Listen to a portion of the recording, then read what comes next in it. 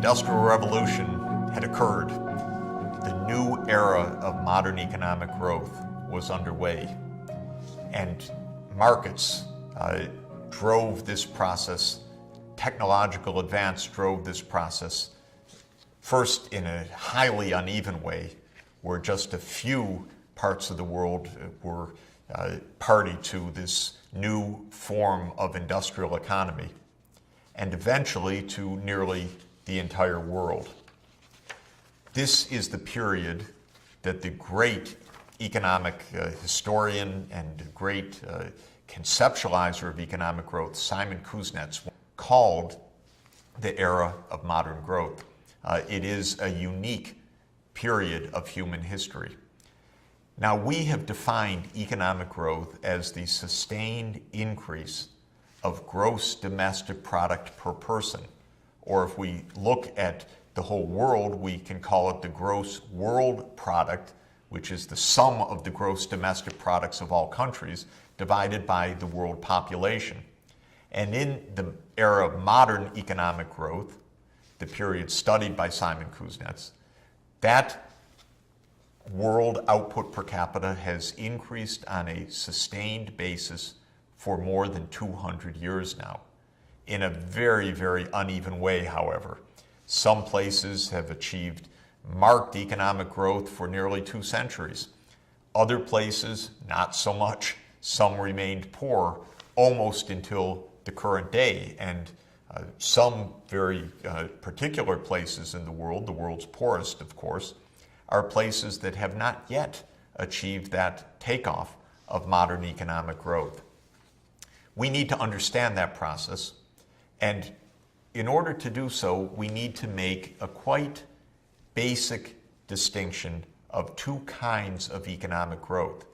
Each one is characterized by a sustained increase of output per person, but they really have a very different underlying dynamic to them. One kind of growth is the growth of the technological leaders in the world. In the early 19th century, that was certainly England. This is where the Industrial Revolution occurred. In the middle of the 19th century and towards the end of the 19th century, Germany and the United States became the great technological leaders, even overtaking Great Britain in that role. In the 20th century, the United States was by far the most technologically dynamic part of the entire world, though a number of other countries, certainly and inventors in different parts of the world, contributed to the worldwide stock of technological knowledge. But for those leaders, there's a very particular kind of economic growth driven by technological advance, by new discoveries, innovations, new ways to do things that then spread and give an impulse of sustained growth to the economy. That's what happened after James Watt invented his improved steam engine in 1776. It was taken up in factories, it was taken up in mines, in the locomotives of steam engines, in steamships, and in many other technologies, and that gave a wave of economic growth of the technological leaders, those that invented those new breakthroughs. There's a second kind of economic growth. That's the economic growth of a country that, for whatever reason of history and geography, perhaps resource base, perhaps just bad luck or bad policy, stayed back as those leaders charged ahead. And so a country like China, for example, did not industrialize in the 19th century, where England and the United States and Germany and other countries partook of the Industrial Revolution and developed industrial economies.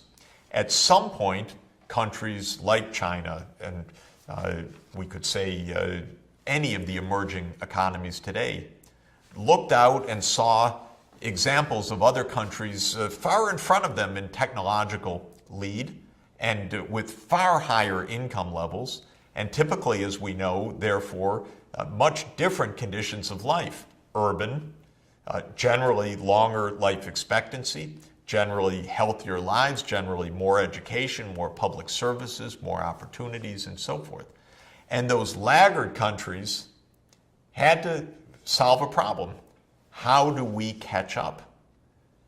And that gave rise to a different kind of growth, and that is the kind of economic growth where a country that is lagging in technology and in income per capita makes a tremendous advance quite rapidly in narrowing the technological gap with the leader.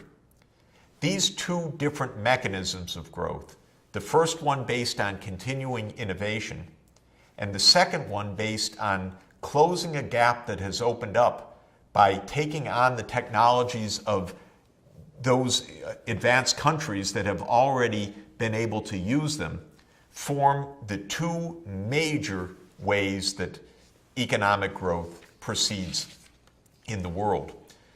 The failure to understand these differences leads to all sorts of confusion in the discussion of economic development, because the kinds of institutions that countries need to innovate, for example, to have that first kind of growth, endogenous growth, meaning growth from within the system itself, where technological advance gives rise to more technological advance, those institutions are quite different from the catching up institutions.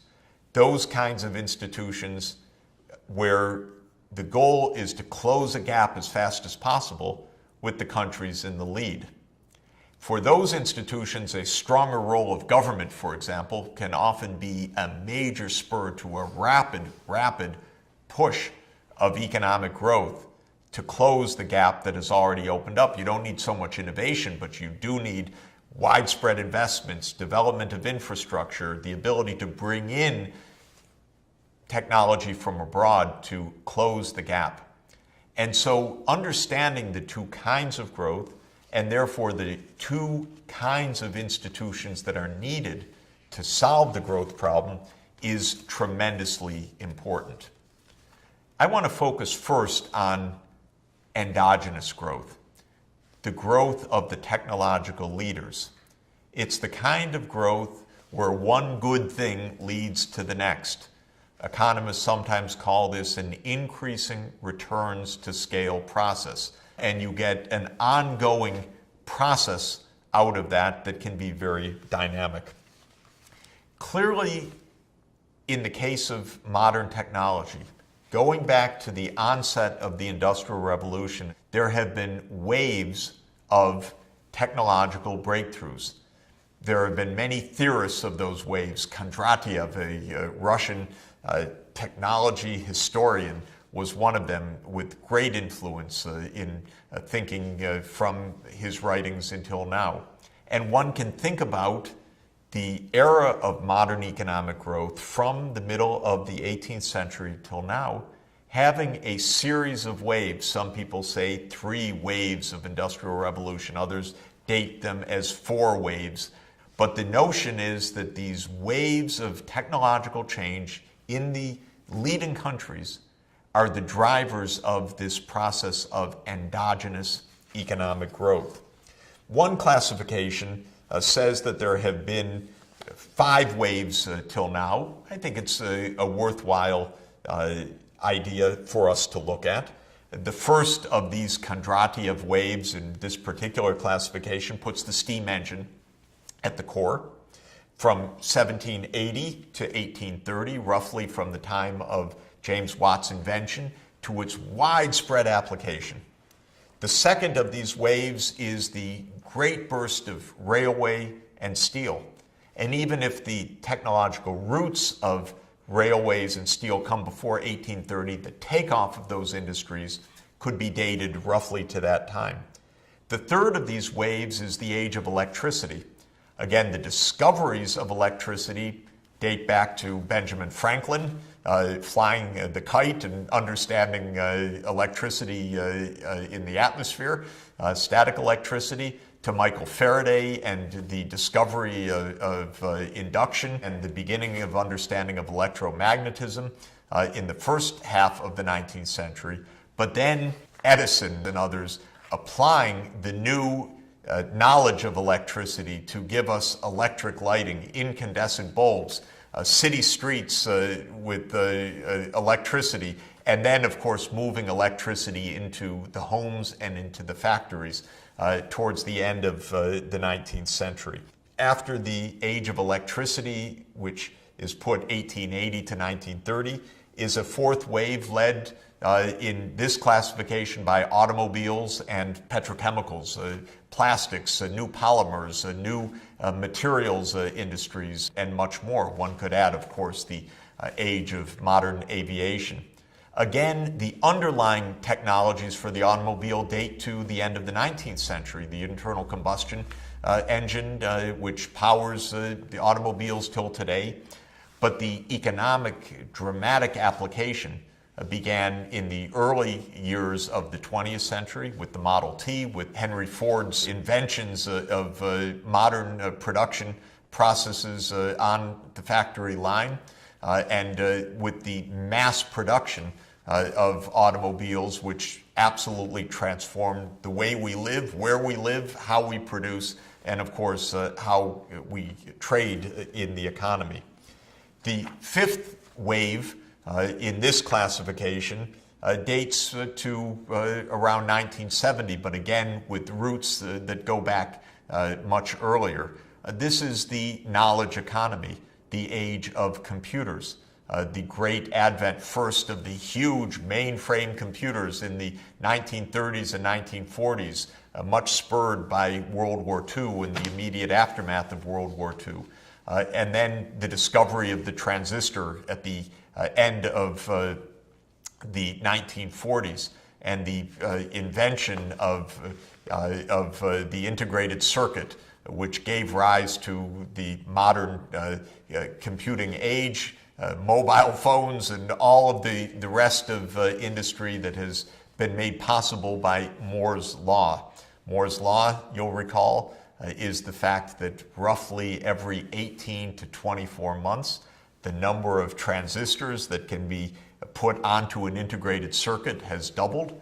This means that the ability to process, to store, to transmit data has roughly doubled, or the cost of doing so has roughly fallen by half every 18 to 24 months.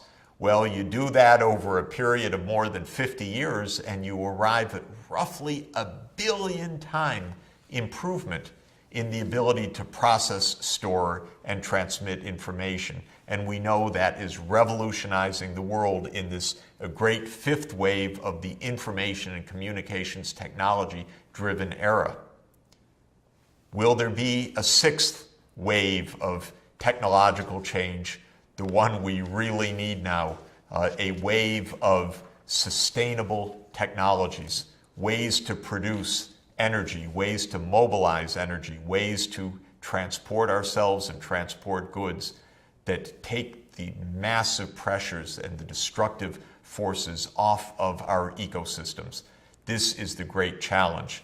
We've had now 250 years of modern economic growth. We've had waves of great technological change, and we need to enter a new era, a new wave of technology, of sustainable development technologies in the way we live, the way we protect the planet.